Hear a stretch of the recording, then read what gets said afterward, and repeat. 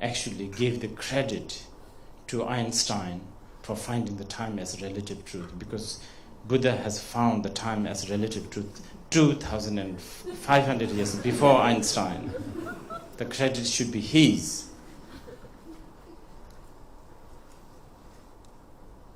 So, what is relative? If time is relative, what is relative? This is something you have to think about. A relative means not absolute. It is changeable. It is expedient. It is subjective. But anyway, when we talk about karma, we talk about cause, we are talking about effect, we are talking about action. And when we talk about that, we have to talk about time. And I'm emphasizing this a little bit about time because this is a kind of more exclusive Buddhist point of view. When we talk about karma, we talk about reincarnation. And I know reincarnation is a subject that many people don't, many people just, even among the Buddhists, I should say, even among the Buddhists, there are so many Buddhist scholars and even practitioners who like to shy away from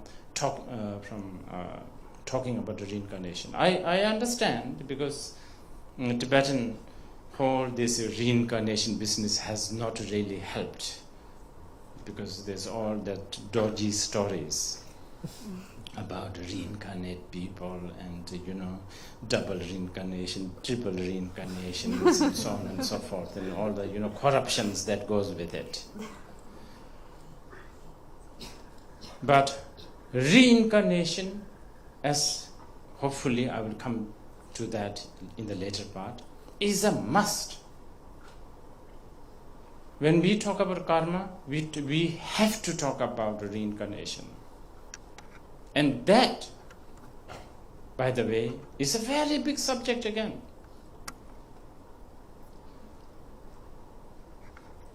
Then what do we... Okay, so then, as we talk about karma, as we talk about cause, as we talk about effect,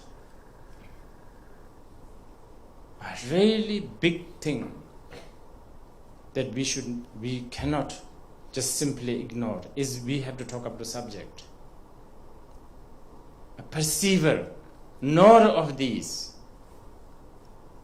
knower, enjoyer, the agent, one that goes through one that collects the cause, let's say, the one that collects the cause and one that experiences the result. Right? So we are talking about a cognition. If there is no cognition, or if there is no cognizer, there is no karma. So naturally we talk about mind. So when we talk about karma, we talk about mind. Then when we talk about mind, cause, effect,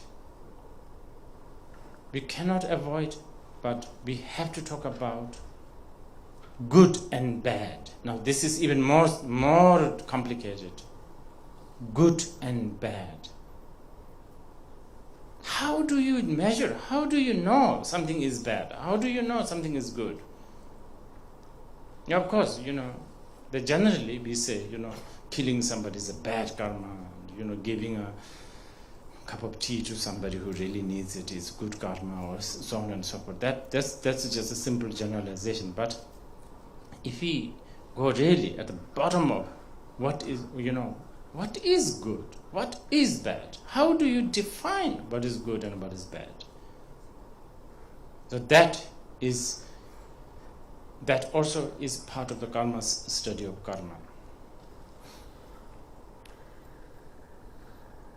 So, if we talk about mind, cause, effect, good and bad, then naturally as a human being we talk about good circumstance and the bad circumstance, or blissful circumstance and painful circumstance.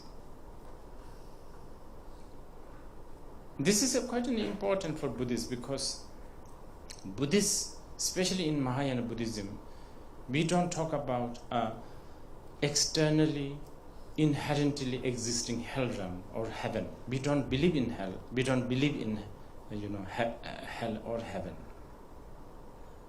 But we believe in blissful experience on the relative level, of course. We also believe in painful experience, which can be labeled as human, about a heavenly experience and hellish experience. But before I go